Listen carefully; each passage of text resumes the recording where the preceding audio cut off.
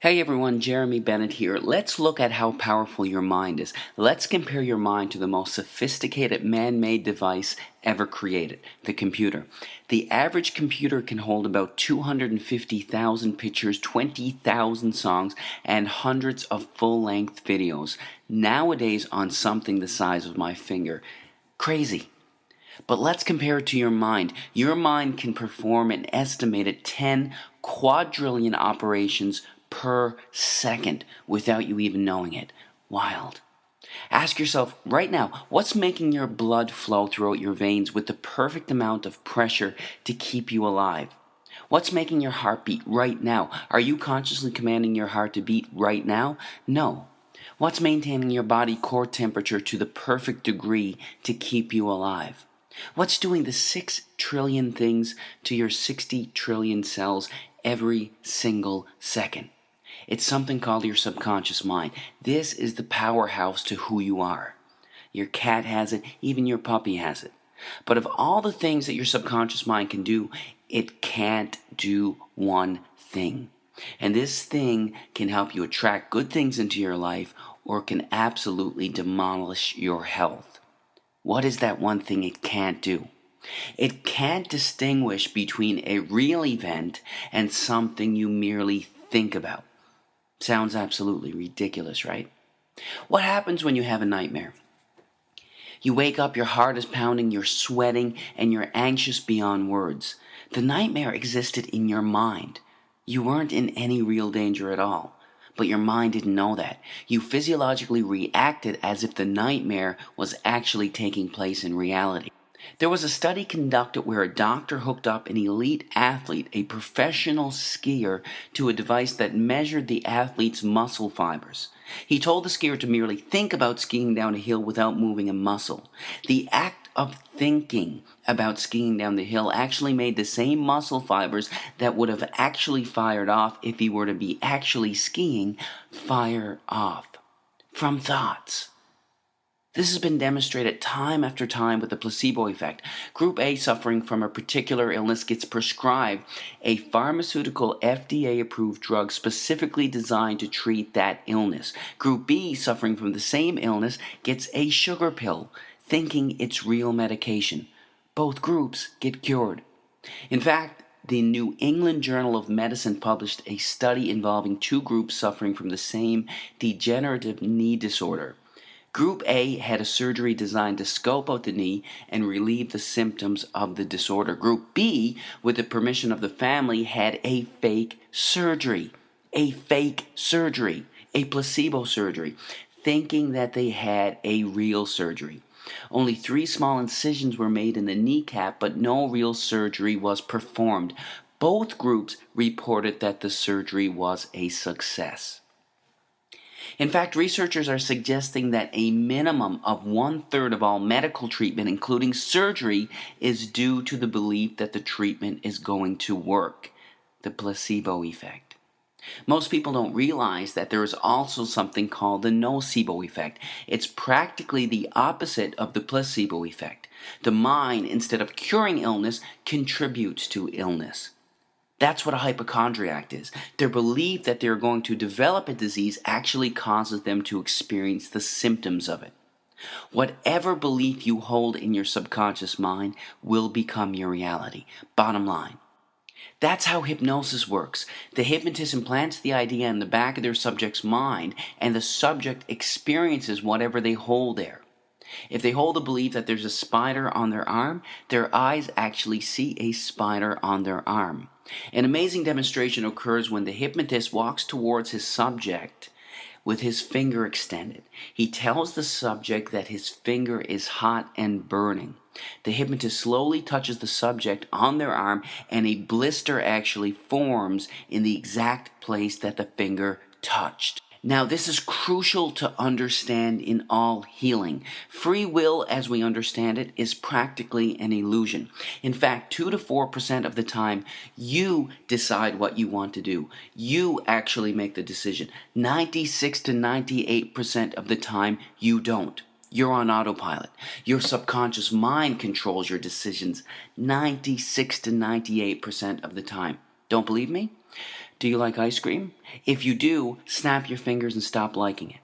Do you enjoy watching sports? Snap your fingers and stop enjoying it. You can't. 96 to 98% of the time, everything we crave, desire, and act upon comes from what we hold predominantly in the back of our subconscious minds. Whatever we hold predominantly in the back of our subconscious minds, we are attracted to in life.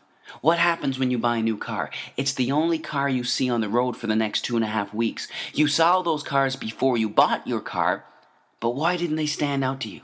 Because you didn't own that car yourself. You weren't thinking about it yourself. What you hold in your mind, you're attracted to in life. That's how subliminal ads work so effectively. They work so effectively that they are banned in over 10 countries as a way to advertise. So if what you hold in the back of your subconscious mind shapes your reality, what shapes your subconscious mind? Practically everything that you're exposed to, everything that you see, hear, smell, taste, and feel is shaping your subconscious mind. Let's look at some specifics. Television. Here's a scary stat. By the time a child finishes elementary school, that child has witnessed an estimated 8,000 simulated murders on TV. All of these extremely graphic scenes are sinking back into their minds. And don't be tricked by Hollywood or cartoons. In the most important developmental years, when a child should be taught compassion and understanding, extremely intelligent minds behind the creation of perceived harmless children's cartoons are sinking violence into the back of their minds. Don't be fooled. What are you listening to on the radio? Every single word or thought you hold in your mind has a particular vibrational frequency. Negative words or intentions have slower vibrational frequencies, and positive words have higher vibrational frequencies. This is a song by Lady Gaga called Bad Romance. Some of the lyrics are, I want your drama, I want your ugly, I want your disease, I want a bad, bad romance. Our thoughts create us. We have to be extremely careful with what we are feeding our minds. Music can be beautiful and beneficial, but it can also have a negative impact on your health. Choose wisely. When I was growing up, the most violence we had on video games was Mario and Luigi jumping over turtles' heads. This is what our youth are playing today. These gruesome, extremely graphic images are sinking into the backs of their subconscious minds, weakening their immune systems and having astronomical, gradual negative effects on their health. Nobody's saying that these games are going to cause them to pick up a gun and go shoot somebody, but these games are affecting their health. There is zero doubt about that. What happens when you gossip? In order for you to gossip, you have to hold a negative memory and negative thought inside of your mind. You not only think about that negative memory, you share it with the other person that you're talking to. The second you hold negative thoughts in your mind, the biochemistry of your brain changes and you release cortisol, the stress hormone, into your blood, which then weakens your immune system, inhibits the actions of your white blood cells, increases the chances of infection, and even promotes weight gain. All from gossiping, all from your thinking. You can't gossip without hurting yourself. Remember that.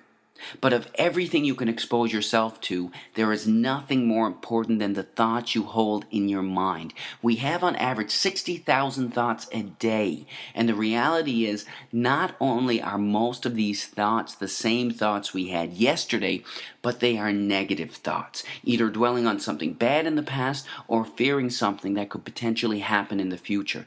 The second we have these negative thoughts, the second we release cortisol, the stress hormone, into our blood. Our thoughts create us. Most people believe that situations cause them anxiety, stress, or cause them to be depressed.